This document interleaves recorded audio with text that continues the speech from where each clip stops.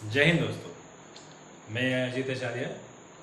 आज का वीडियो का सब्जेक्ट एक कन्फ्यूजन मैटर से है जो काफ़ी लोगों के बीच में एक कन्फ्यूजन क्रिएट कर देता है। तो आज उस कन्फ्यूजन को क्लियर करना मेरा मेन उद्देश्य रहेगा।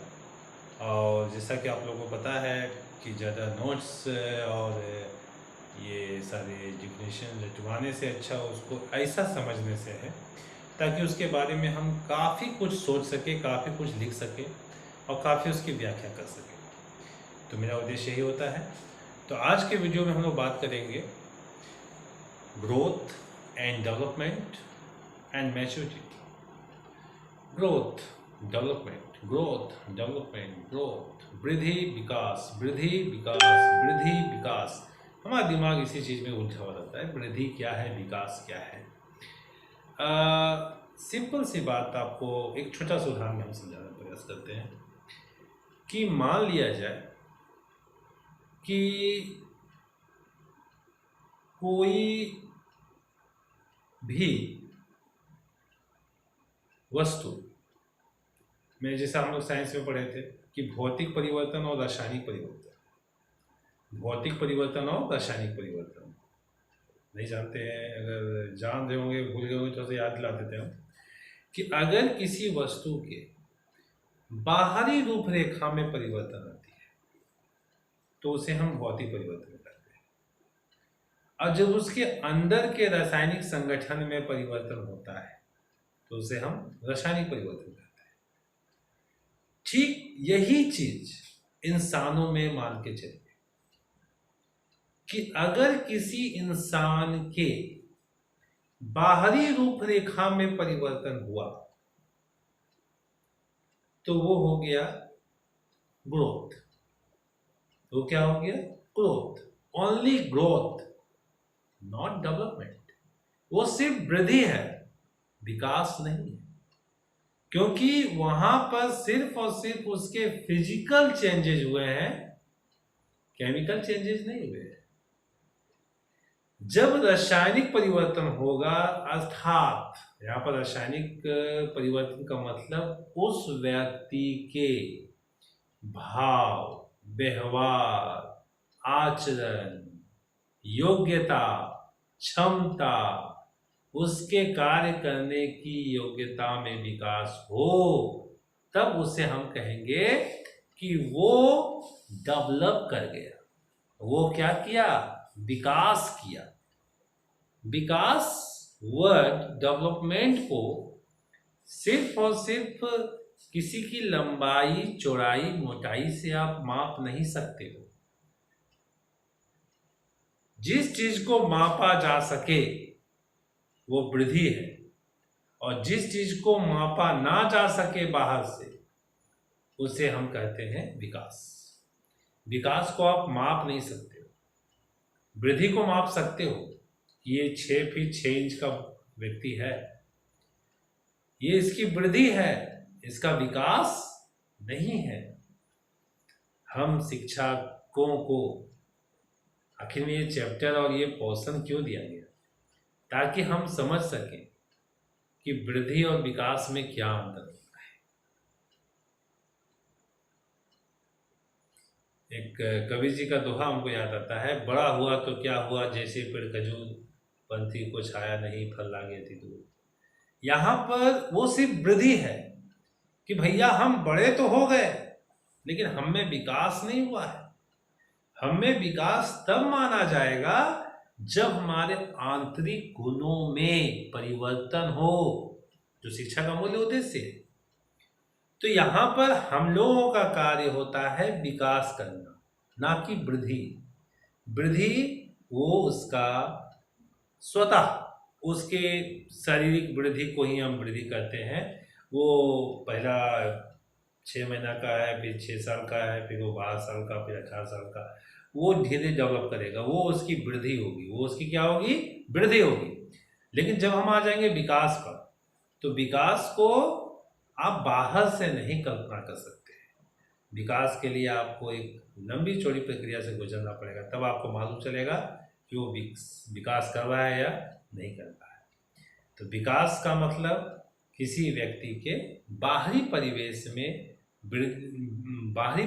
में जो परिवर्तन होता है उसको हम वृद्धि कहते हैं। ध्यान दीजिएगा, किसी व्यक्ति के बाहरी परिवेश में जो परिवर्तन होता है उसे हम उसकी वृद्धि करते हैं, और जो उसके आंतरिक व्यवहारों में जो परिवर्तन होता है उसे हम विकास करते हैं। एक तरीका से ऐसे समझ लीजिए, एक बार फिर से, बाहरी परिवेश में जो परिवर्तन होता है उसे हम वृद्धि कहते हैं, आंतरिक शक्तियों में जो विकास होता है उसे हम विकास करते हैं, या आंतरिक शक्तियों में जो परिवर्तन होता है उसे हम विकास करते हैं। क्लियर? दूसरी बात आप भी समझ सकते हैं कि जिस चीज को आप बाहर से देखकर समझ सकते हैं वो वृद्धि है, और जिसको आप बाहर से देखकर समझ नहीं सकते हैं वो विकास है। विकास, वृद्धि। वृद्धि को आप देखकर अनुमान लगा सकते हैं, समझ सकते हैं, लेकिन विकास को आप बाहर से अनुमान नहीं लगा सकते हैं, क्योंकि वो विकास का मतलब क्या हुआ? आंतरिक गुणों का विकास, आंतरिक योग्यता का विकास। और हम शिक्षक लोग क्या करते हैं? हम लोग शिक्षक लोग उसकी आंतरिक योग्यता में परिवर्तन लाते हैं, आंतरिक विकास में परिवर्तन लाते हैं। आप देखते होंगे कि हम लोगों के पास जो बच्चे आते हैं वो जैसे आते हैं वैसे ही जाते हैं, उनमें कुछ परिवर्तन हम लोग करके नहीं भेजते। उनमें हम लोग क्या दे के भेजते हैं? विकास, वृद्धि दे के नहीं भेजते, हम उनमें विकास देते हैं, क्योंकि वो विकास को देखा नहीं जा सकता, उसके आंका जा सकता है, उसे एक लंबी चौड़ी प्रक्रिया से गुजरना पड़ेगा तब मालूम चलेगा कि बच्चा डेवलप कर रहा है कि नहीं कर रहा है। लेकिन अगर बात वृद्धि की रहती है तो हम शिक्षक को छोड़ के बाकी जितने भी सब वृद्धि और अति करते हैं। जैसे मान लीजिए हम किसी दुकान में गए और 5 केजी चावल ले लिए, वहाँ मेरे पास चावल नहीं था, 5 केजी चावल बढ़ गया, तो ये वृद्धि है, वो दिख रही है, वृद्धि हो रही है। लेकिन हम टीचर क्या देते हैं? डेवलपमेंट, विकास, और ये विकास दिखता नहीं है। तो जो दिख रहा है वो वृद्धि है, जो नहीं दिख रहा है वो विकास है। जिसे बाहर से मापा जा सकता है वो वृद्धि है, जिसे बाहर से मापा नहीं जा सकता है वो विकास है। उसे आंतरिक गुणों का विकास हम लोग करते हैं, आंतरिक गुणों में परिवर्तन को विकास करते हैं।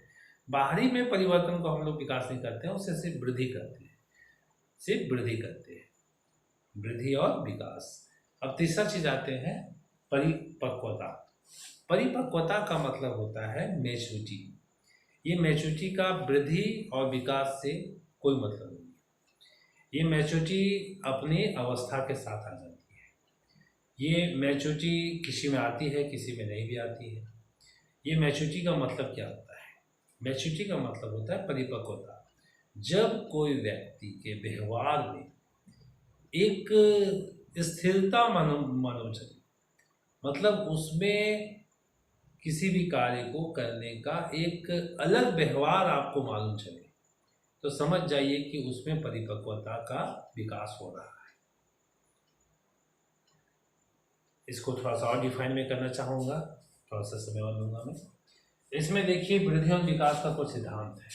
सबसे पहला है निरंतरता का सिद्धांत। निरंतरता का सिद्धांत का मतलब क्या हुआ? ये वृद्धि और विकास की प्रक्रियाएं निरंतर चलती रहती है, निरंतर चलती रहती है, ये कंटिन्यूसली होते रहता है। लेकिन हाँ, वृद्धि एक समय में जाके रुक जाती है, लेकिन विकास कभी रुकता नहीं है। ये बात को याद रखिएगा, वृद्धि एक समय में जाकर वो रुक जाती है, लेकिन विकास कभी रुकता नहीं है। इसलिए कहा जाता है कि सीखना का कभी अंत नहीं है। Learning has no limit.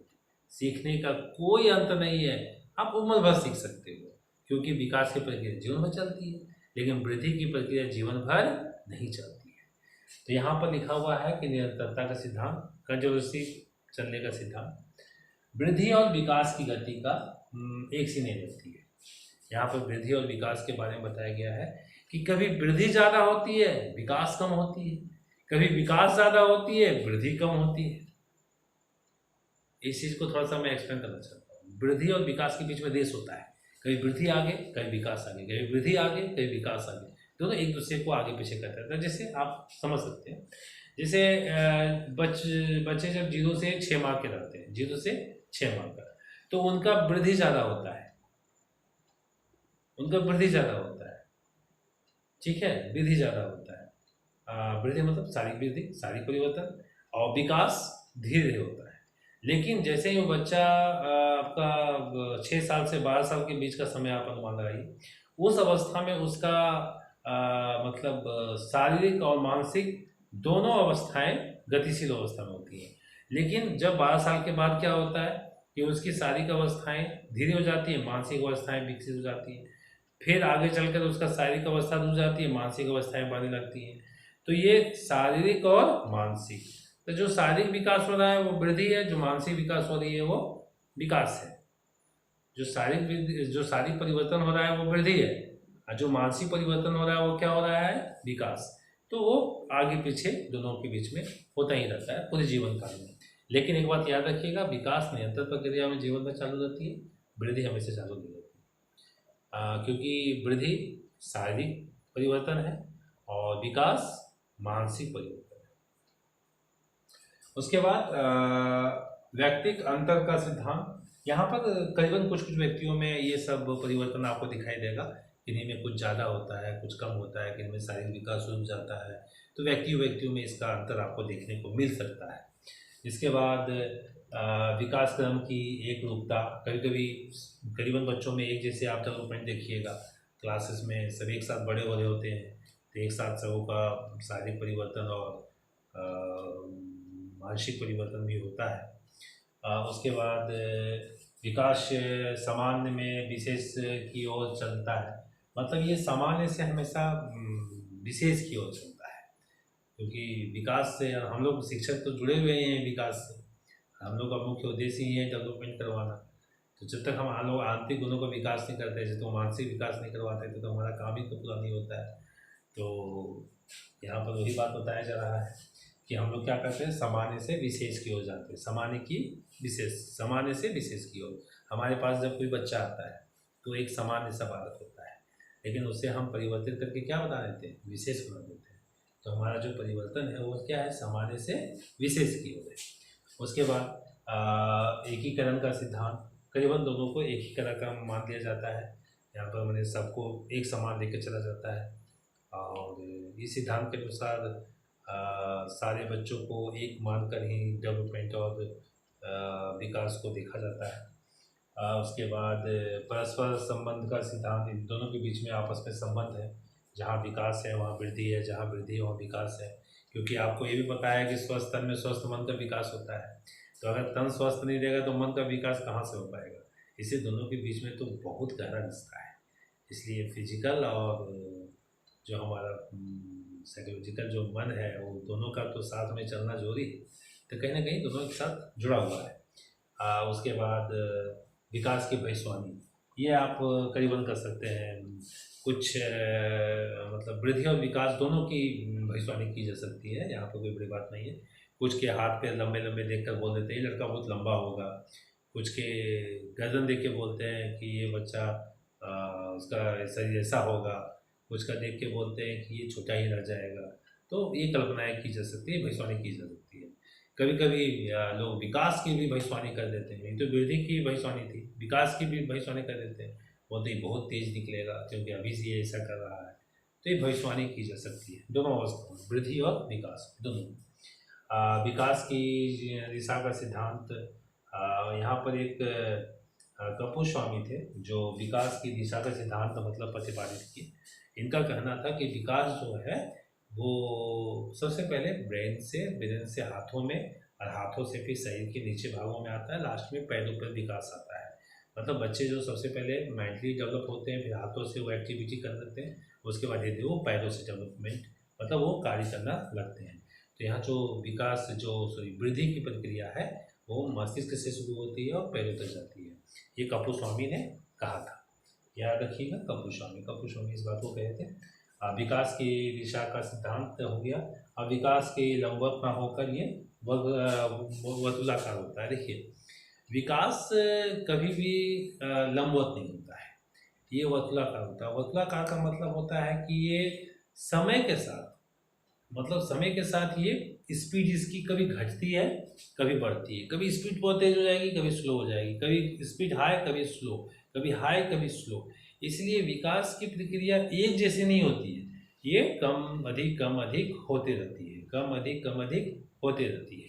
ये शारीरिक अवस्थाओं से थोड़ा निर्भर करता है कि आप किस अवस्था से गुजर रहे हैं। जिस अवस्था से गुजर रहे हैं उस अवस्था में इसकी विकास की गति अलग अलग होती है। इसीलिए शिक्षा का जो काल है वो 14 साल के अंदर तक रखा जाता है कि इसमें बच्चों के दिमाग का डेवलपमेंट बहुत तेज होता है। तो उस अवस्था में अगर आप कुछ सिखा देते हैं या उस अवस्था में बच्चे सीख जाते हैं तो जीवन भर उनके साथ रहता है और कहीं ना कहीं वो ज़्यादा अच्छा से सीख पाते हैं। तो इसीलिए वो प्रक्रियाएँ फिर बाद में वो स्लो हो जाती हैं, सुस्त हो जाती हैं। तो फिर उस अवस्था में फिर वो तो उतना अच्छा कवर नहीं कर पाएगा बच्चा। तो इसलिए विकास की प्रक्रिया जो होती है वो तुलाकार होती है। ये कुछ ऐसे सिद्धांत थे जो आप लोगों को काफ़ी समझ में आ गया होगा। मतलब इन सिद्धांतों को आप ज़्यादा मतलब रखिएगा नहीं, आप सिर्फ समझने पर ज़्यादा जोर दीजिए कि सबसे पहले वृद्धि। वृद्धि क्या है? तो वृद्धि शारीरिक विकास है। वृद्धि ऐसा है जो आपको दिखाई दे देता है। वृद्धि ऐसा है जिसको आप नाप सकते हैं, मतलब बाहर से। दूसरा हो गया